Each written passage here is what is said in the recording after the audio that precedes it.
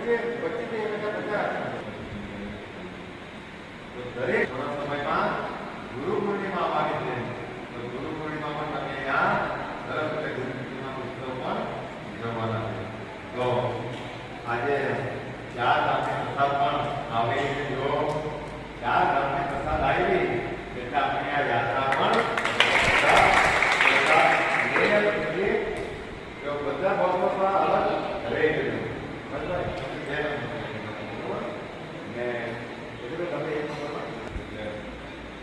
અને 3 નંબર વાળા તો બધા બીજી વિશેષ ચર્ચાઓ તો આપણે રસ્તે કરશું અહીંથી શાંતિથી. અને બીજું કે બસમાં કોઈને તકલીફ થાય તો તમારા વિઝિટરને કહી દેવાનું. પછી આખા નંબર ઢોકરાને આમ તેમ કર્યા કરે. જો કુદરતી વસ્તુને રોકવાની જરૂર નથી. જેને તકલીફ થાય તો કહી દેવાનું, એવું કોઈ જરૂર નહીં. બરોબર છે? એટલે